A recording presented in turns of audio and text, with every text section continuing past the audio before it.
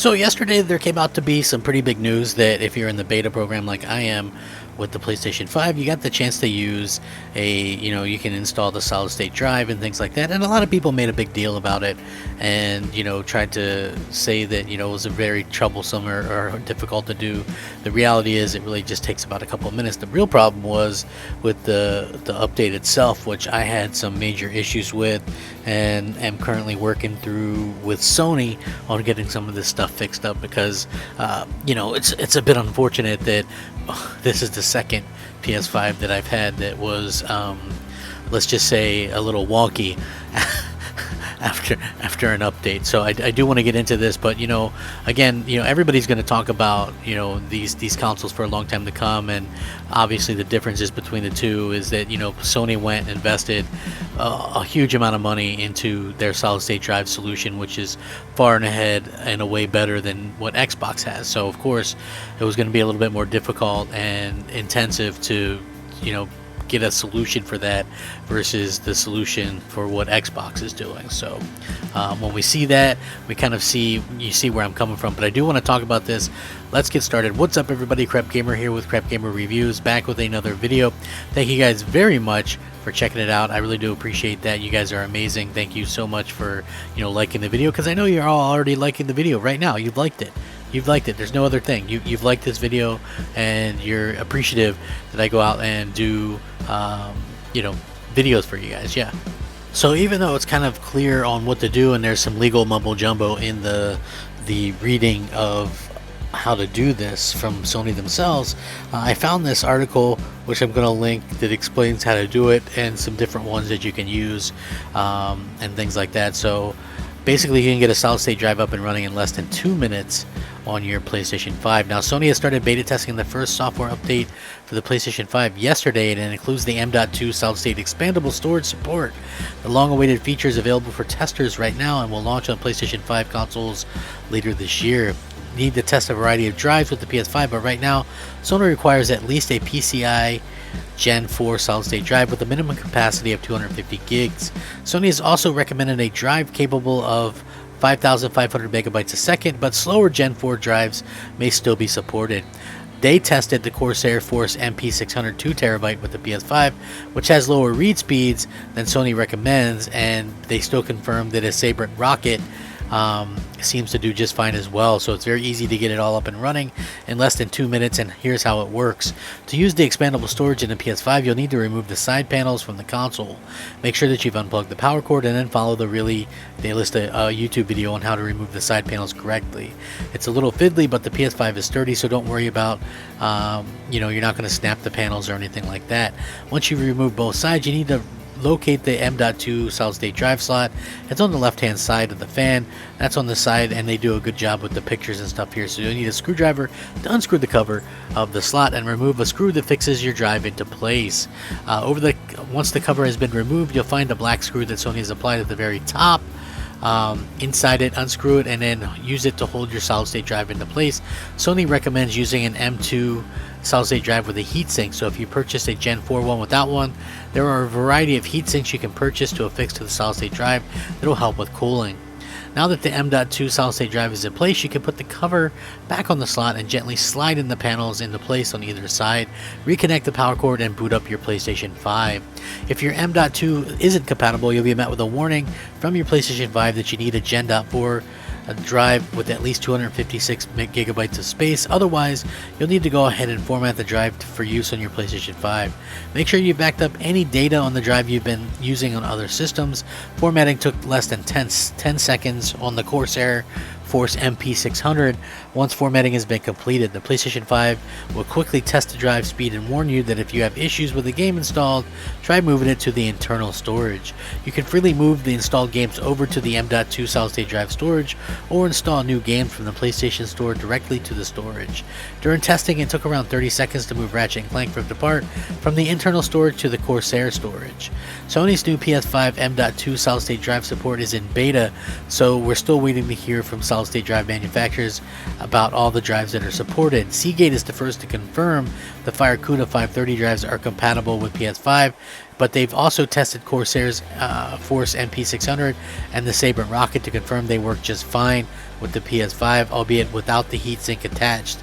They're going to obviously have more details and things like that. They added first-hand confirmation that the Sabre rocket Gen 4 works as well, so that's really cool. That you can use, you're going to be able to use a lot more. Obviously, for some stuff, you might have to use the internal one or whatever, but it still is pretty cool that you can use these different ones. And we can see that they've been very busy trying to get this out the door. But of course, a lot of people were worried about the situation, because there was some legal kind of mumbo jumbo that was involved with this. And again, this is something that I personally was like, well, it looks pretty easy to kind of get confused with this. Like, I guess like the real people that had a problem with this seem to be Xbox fans.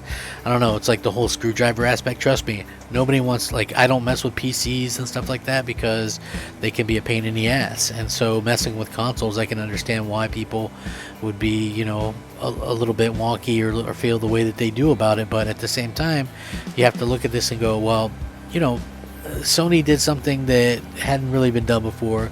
They went all in with this solid state drive, which has been nothing short of amazing so far. And it really just kind of comes down to being able to keep up with that. And to do that, you're going to have to take it apart. Would it have been easier for them to make a proprietary one? Yeah, but at the same time, that could have been way more costly than this. So I guess cost versus reward, I don't really know. But for me personally, this particular update really did a number on my console, where I get this stupid black screen of death again. I don't understand what in the world is going on with it. But for me personally, I just think that it's just one of those things where my console in particular is suffering from something. And I don't know. This is just kind of annoying, but I've already been in contact with Sony, and I do have, like I said, a warranty, extended warranty with them with GameStop. So if I can't get something figured out, or some way to fix this by maybe going back to a different update or whatever, then maybe that'll be the case. But again, I signed up for the for the preview program because I figured that they would be the first to be able to test the solid state drive expansions, and I was like all about that because again, I have a lot of games, and so this is something that I just kind of look at and I go, well, what's really going on here? I don't know. For me personally, this new generation has been okay, and I've liked some of the games, in particular, like the PlayStation games, and Xbox hasn't really had much of anything. But overall, I've really kind of been a little bit underwhelmed outside of like a few of the games. Like it just feels almost like not a next generation experience, or not a next generation how I'm traditionally used to it, which is a bit upsetting. Just to make it clear, I'm not like super disappointed and anything like that, but I just feel like these things could have been better handled, and we could have seen a better situation here. So I don't know. I would have loved to seen that happen. I would have loved to seen I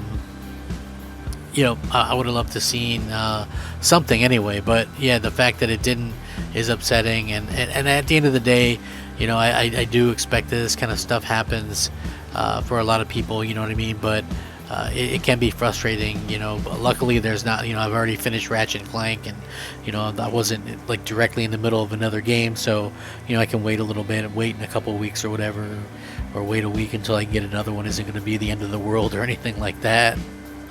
So I am kind of bummed out or whatever, just because I don't think anybody wants their new consoles to be busted or anything like that. So, like I said, I've contacted Sony. They've sent me some ideas to try to get this thing up and running, including trying to go back to a previous firmware type situation. But we'll see how that goes out, and then I'll keep you guys updated. Of course, obviously, this is something that can be frustrating, and I get that. So hopefully, you guys are there with me and understand the frustration, and I'm kind of just doing this video just to let you guys know that there could possibly be some issues with this update, and you know, hopefully everything kind of gets worked out before too long. You know, hopefully, fingers crossed, you guys, fingers crossed.